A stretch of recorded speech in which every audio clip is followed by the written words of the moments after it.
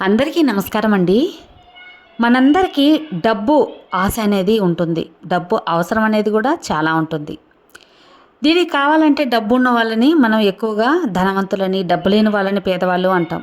కానీ అసలైన పేదవాళ్ళు ఎవరు? అసలైన ధనవంతులు ఎవరని ఒక మంచి కథ ద్వారా మీతో షేర్ చేయబోతున్నాను. Welcome back to our channel positive webs in Telugu. ఒక ఊరిలో ఒక ధనవంతుడు ఉంటాడు. అలాగే ఒక పేదవాడు కూడా ఉంటారండి. అంటే చాలామంది ఉంటారు. కానీ మన కథ కోసం ఇద్దరిని ఎంపిక అనేది చేసుకున్నాం అన్నమాట. ఆ పేదవాడు ఆయన ప్రతిరోజు అడవికి వెళ్ళి కట్టెలు కొట్టుకొని వాటిని అమ్మి ఆ వచ్చే డబ్బులతో ఆ కుటుంబాన్ని పోషిస్తూ ఉంటాడు. అది తన నిత్య జీవన విధానం అన్నమాట. అదేవిధంగా అతను కట్టెలు కొట్టిపోయే దగ్గరికి ఆహారం అనేది తీసుకువెళ్తాడు. అక్కడే భోంచేసి తర్వాత సాయంత్రం వరకు కట్టెలు కొట్టుకొని సాయంత్రం అది అమ్మేసి ఆ డబ్బులతో జీవనం ఉపయోగిస్తుంటాడు. ఇందులో ఏంటి అంటే తను ఎత్తుకుపోయిన ఆహారాన్ని తను తినే ముందు అక్కడ ఒక రాయితో మలచబడిన ఒక సింహం బొమ్మ అనేది ఉంటుంది. పెద్ద సింహం బొమ్మ. అది ఎప్పుడు నోరు తెరుచుకొని ఉంటుందన్నమాట. ఆ నోట్లో ఆహారం అనేది పెట్టి సింహం ఈ రోజన్నా నువ్వు తిను, సింహం ఈ రోజన్నా నువ్వు తిను అని ప్రతిరోజు దానికి అన్నం అనేది పెట్టి వస్తూ ఉంటాడు. ఇలా చాలా రోజులుగా జరుగుతూ ఉండగా ఒకరోజు ఏమవుతుందంటే ఆ సింహం అతనితో మాట్లాడటం స్టార్ట్ చేస్తుంది. నువ్వు ప్రతిరోజు నాకు అన్నం పెడుతున్నావు, దేనికోసం పెడుతున్నావు, ఎందుకు పెడుతున్నావు అని చెప్పి అడగగానే అప్పుడు ఆ వ్యక్తి చెప్తాడు, నేను ఇంట్లో ఒక కుక్కని పెంచుతున్నాను, దానికి రోజు అన్నం పెడతాను, అది రోజు తింటుంది, ఇక్కడ నీకు ఎవ్వరూ లేరు, ఎవ్వరూ ఆహారం పెట్టేవాళ్ళు లేరు, అందుకే నేను కొద్దిగా అన్నం పెడుతున్నాను అని చెప్పి చెప్తాడనమాట. నేను ఒక రాయిని ఒక మరచి నన్ను ఒక జీవితో పోల్చి నాకు ఆహారం పెడుతున్నాను, ఇది చాలా గొప్ప మనసు, నీకు నేను ఏదైనా సహాయం చేయాలనుకుంటున్నాను కదా, కాబట్టి రేపు ఉదయాన్నే వస్తే నీకు ఒక బహుమతి ఇస్తాను, నీకు ఒక మంచి అద్భుతమైన విషయాన్ని నీకు ఇస్తాను, తప్పకుండా రేపు పొద్దున్నే ఇక్కడికి రా అని చెప్తాడనమాట. అదేవిధంగా డైలీ ఎలా అయితే వెళ్తాడో అలాగే వెళ్ళి ఆ సింహం చెప్పినట్లు చేద్దాము, ఏందో సింహం చెప్తాది అన్నది కదా అని చెప్పి సింహం దగ్గరికి, ఆ బొమ్మ దగ్గరికి వెళ్తాడు. అప్పుడు సింహం ఏం చెప్తుందంటే, ఇప్పుడు సూర్యోదయం అయిన తర్వాత నా నోటు ఓపెన్ అవుతుంది కదా, నా నోరు ఓపెన్ అవుతుంది, నా నోట్లో నుంచి కొన్ని నువ్వు ఎన్ని కావాలో అనంగా బంగారు నాణ్యాలు నా కడుపులో ఉన్నాయి, నువ్వు ఎన్నైనా తీసుకో, కానీ సాయంత్రం సూర్యుడు అస్తమయమయ్యే సమయానికి నా నోరు అనేది మూసుకుంటుంది, అంత లోపల నువ్వు ఎన్ని బంగారు కాసులు అయితే తీసుకోగలుగుతావో నీకు ఎన్ని కావాలో అన్ని తీసుకో, ఈ వరాన్ని నీకు అందిస్తున్నాను అని చెప్పి ఆ యొక్క సింహం అనేది అతనితో చెప్తుంది. అలాగే అని చెప్పి పోయేటప్పుడు ఒక సంచి అనేది తీసుకుంటాడనమాట. ఆ సంచి నిండుగా బంగారు నాణ్యాలని తీసుకుంటాడు. కొద్దిసేపట్లోనే ఆ సంచి అనేది నిండిపోతుంది.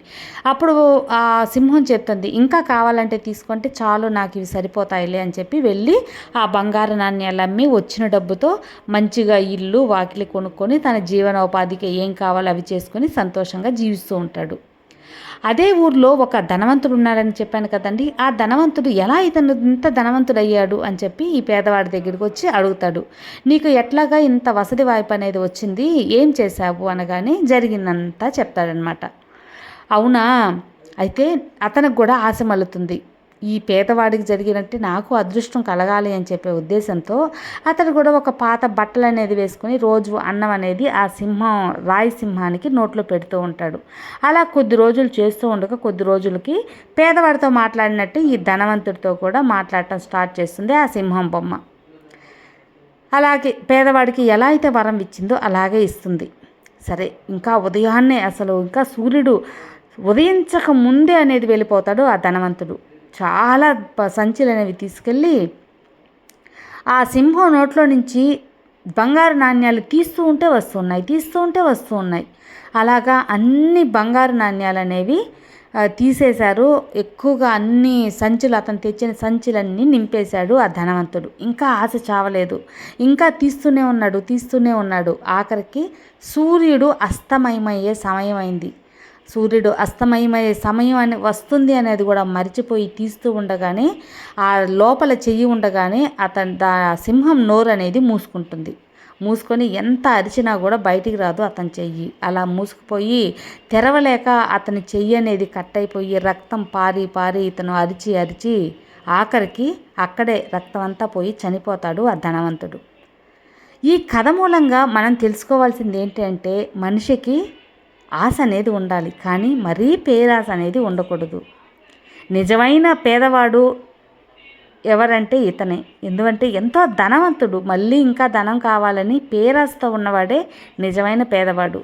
చాలు, తన అవసరాలకి మించి నాకు అవసరం లేదు అని చెప్పి పేదవాడు తనకు అవసరాలకు మాత్రమే ఆ బంగారు నాణ్యాలు తీసుకొని మంచి ఇల్లు, బంగ్లా, తనకు కావలసిన వసతులతో ఉండి సంతోషంగా జీవిస్తున్నాడు ఆ పేదవాడు. కానీ పేరాశతో ఉన్న ఈ ధనవంతుడు మాత్రం చెయ్యి ఆ నోట్లో ఇరుక్కుపోయి ప్రాణాలు కోల్పోయి చనిపోయాడు.